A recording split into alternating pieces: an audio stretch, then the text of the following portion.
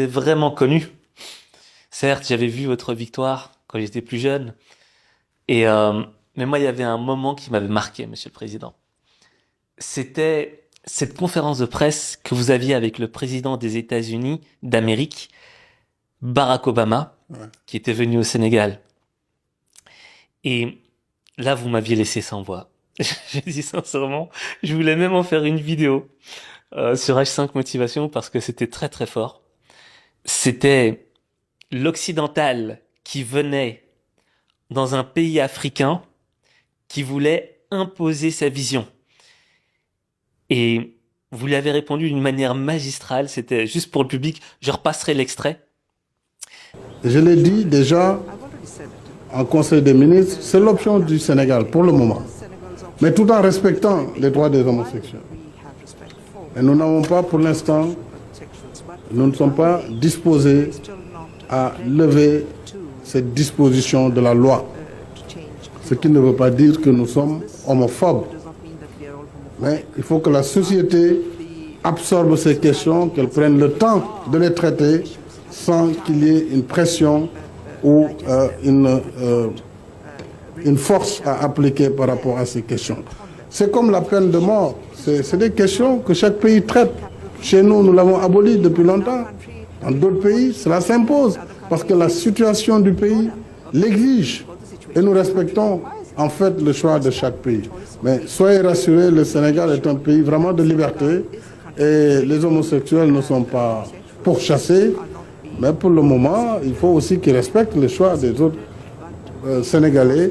Mais en gros, Barack Obama voulait une plus grande ouverture pour l'homosexualité, c'était une question sociétale, et on peut le comprendre, mais vos priorités étaient ailleurs, et votre réponse magistrale était que, oui, mais nous, nous avons aboli la peine de mort. Et on le voit dans le visage de Barack Obama, une certaine surprise. Et cet épisode-là, Monsieur le Président, pour moi, c'est l'exemple chimiquement pur de ce que l'on veut faire aux Africains.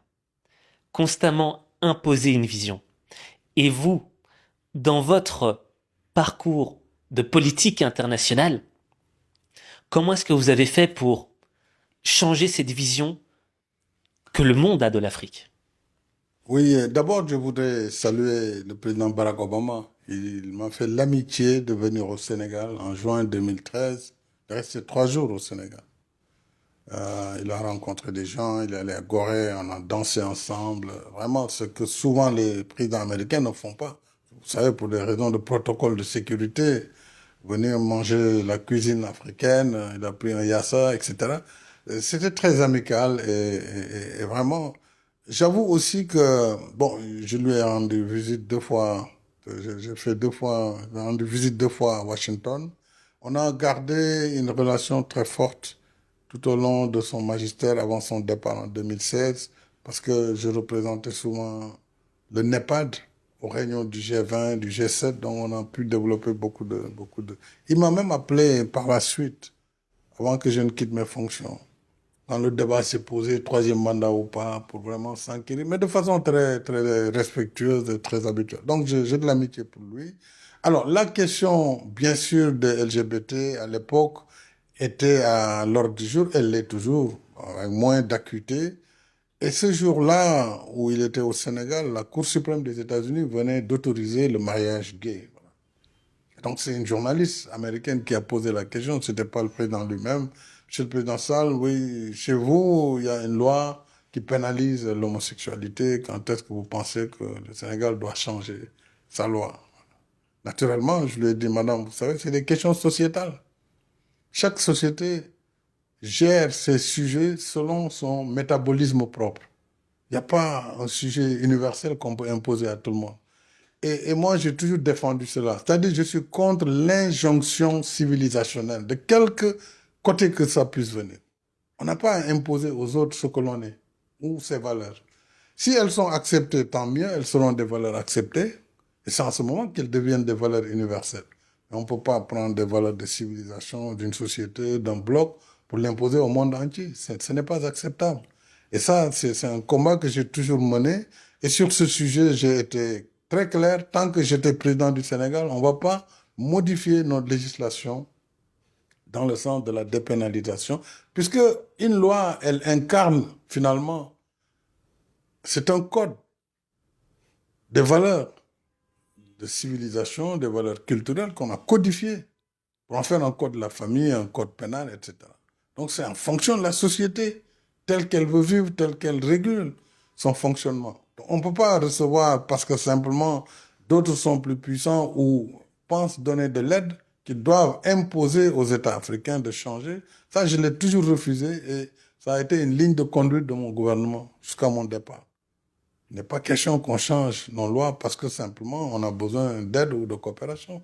Sinon, nous ne serions pas nous-mêmes. Et ce combat, je l'ai poursuivi aussi devant la tribune des Nations Unies.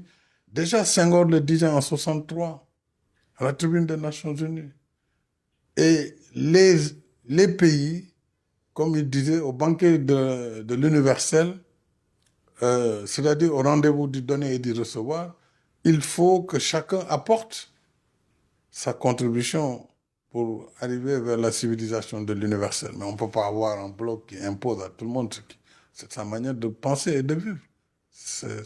Nous l'avons rejeté. Tout comme j'ai rejeté d'ailleurs au plan musulman, sur le plan religieux, ceux qui veulent nous imposer un islam rigoriste qui n'a rien à voir avec nos valeurs. L'islam, certes, c'est une religion, mais une religion du juste milieu. Et notre prophète Mohammed sallallahu alayhi wa sallam est un modèle de tolérance. On ne peut pas nous inventer un islam qu'on n'a jamais connu depuis 1000 ans. Moi, je me suis évertué à contrer cela. Islam, oui, musulman, oui, mais africain aussi. Nous sommes des Africains, nous ne sommes pas des Arabes, nous ne sommes pas des Européens, nous ne sommes pas des Blancs, nous sommes des Africains, et fiers de l'être. Et c'est ça, finalement, d'ailleurs, le sens de la négritude que Senghor et Césaire ont théorisé comme étant l'ensemble des valeurs de culture et de civilisation du monde noir. Et le monde noir, vous savez, on peut remonter très loin dans l'histoire. C'est d'abord le berceau de l'humanité, qu'on le veuille ou pas, ça c'est l'histoire. Et donc, on ne peut pas dire que l'Afrique n'a pas de valeur de civilisation ou n'a pas de valeur culturelle. C'est une aberration. Donc, restons unis, travaillons ensemble, mais respectons-nous. En tout cas, moi, je me respecte, je respecte les autres. Et quelqu'un qui ne veut pas me respecter, je lui montrerai très simplement qu'il ne mérite pas mon respect non plus.